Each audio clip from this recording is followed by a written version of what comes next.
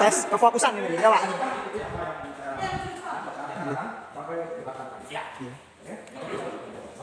Iya.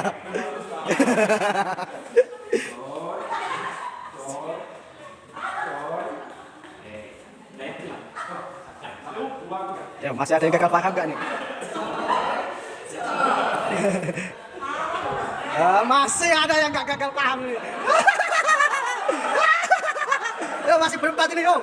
Aduh, masih gak paham-paham juga ini. Aduh. Hai, halo. Wah, senangnya. Fokus, mana sertifikatnya?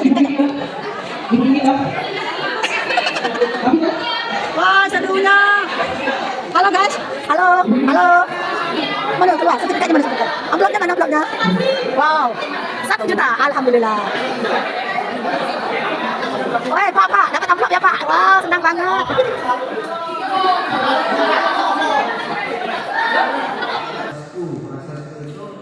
Ada menyelam, ada teknik. Menyelam artinya mencari akar masalah.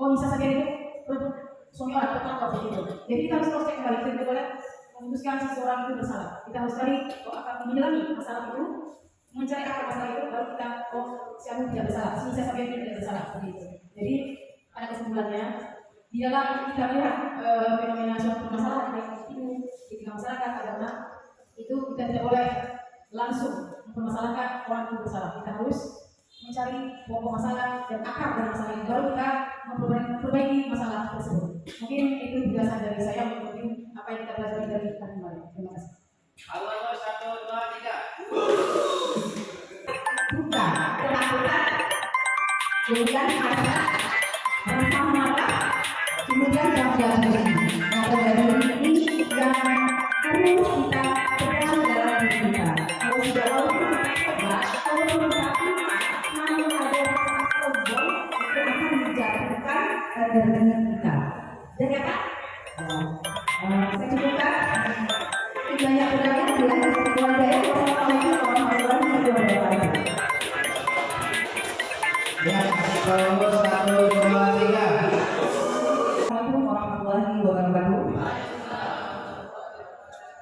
Bismillahirrahmanirrahim. Alhamdulillahirrahmanirrahim. Wassalatu wassalamu ala asyrofil anbiya'i wal mursalin wa ala alihi wa sahbihi ajma'in.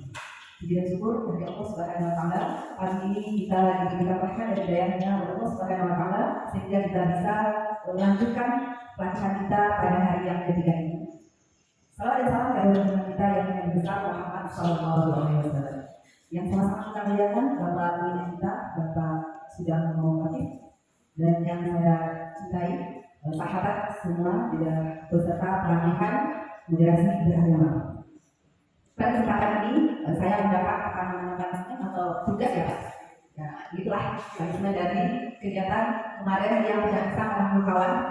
Ya Pak, tidak bisa merangkul kawan tersisih berdua. Jadi mekanismenya saya nyampaikan review materi kita kemarin. Sebelum saya review Pak, saya mohon maaf mungkin pas review nanti ada yang tidak sesuai dengan Bapak sampaikan kemarin atau mungkin berlebih dan banyak kurangnya mungkin ya Pak. Nah, itu cara saya sebagai peserta. Kalau lebih mungkin juga seperti Bapak. Tapi terima kasih ilmu saya memang kurang dibanding Bapak sudah melewati. Ya, sebelum kita mulai kita yang dulu ya Pak. Semangat pagi.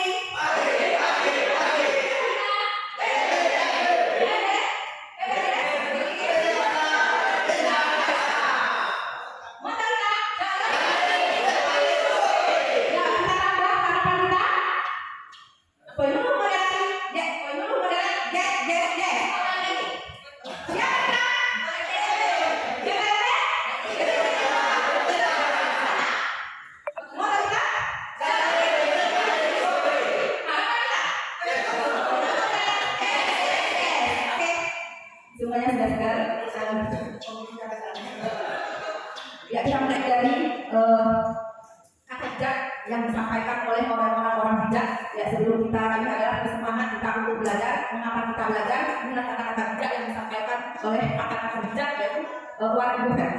Yaitu kata bijaknya result when you don't have enough, you don't have you have nothing. Ya, dia bacaan mungkin tidak tepat. Kira-kira artinya tanpa keinginan kamu tidak mempunyai kemampuan. Tanpa kemampuan kamu tidak mempunyai apa-apa. Jadi kita harus mulai dengan keinginan. Nah, keinginan kita pada hari ini apa keinginan kita? Kita mau jadi orang sukses, ya kita harus mempunyai keinginan tersebut. Baru kita mempunyai sesuatu. Tanpa ada keinginan kita tidak akan mempunyai sesuatu apapun. Ya kan cepat.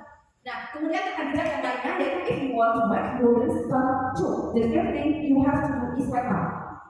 Jika kamu menjadikan mimpi menjadi suatu kenyataan, hal pertama yang kamu lakukan adalah bangun. Ya, bangun dari mimpi itu. Ketika bangun, kalau seandainya alarm berbunyi, kemudian dipencet lagi, kemudian tidur lagi, bakalan mimpi kita tidak akan menjadi kenyataan. Tetapi ketika kita bermimpi, alarm berbunyi, kita bangun dan bekerja mimpi itu, insya Allah itu akan kita capai. Tapi kalau kita tidur lagi, mimpi itu tidak akan bakalan jadi kenyataan. Jadi ini akan usaha kita menggapai sesuatu. Ya, suatu mimpi itu kita harus bermimpi dulu. Kalau tidak bermimpi, tidak ada kita untuk mencapai. Seperti saya bermimpi ya Bapak Ibu.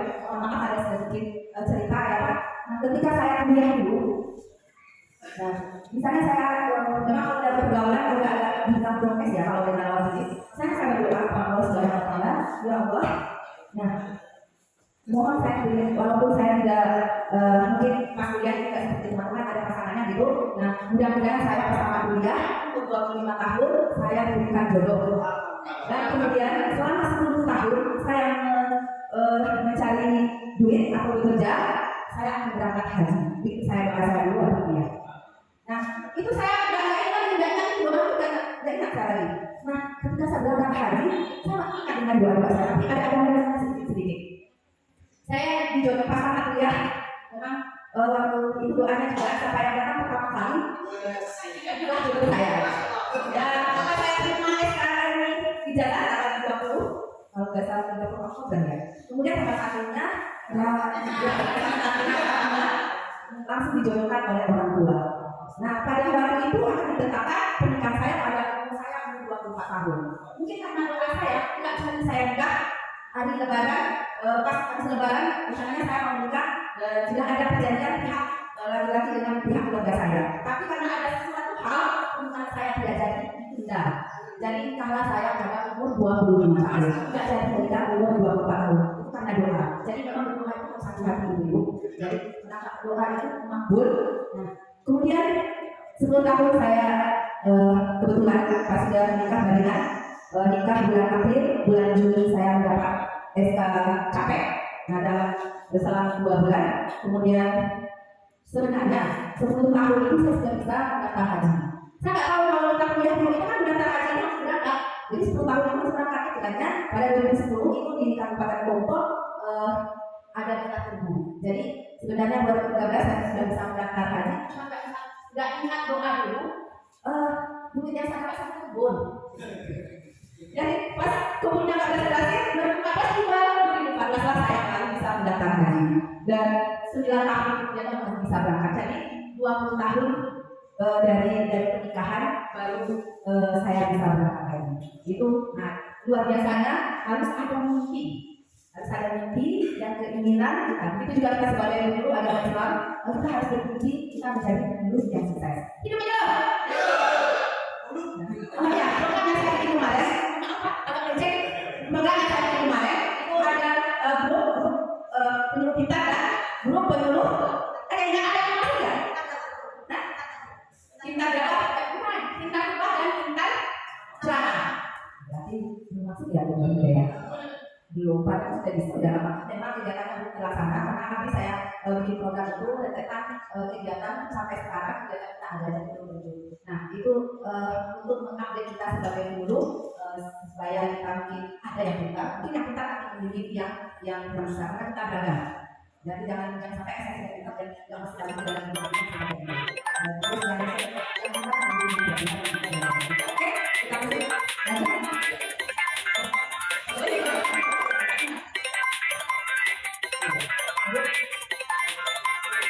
Kemudian kita mulai dengan mental, dan kondisi mental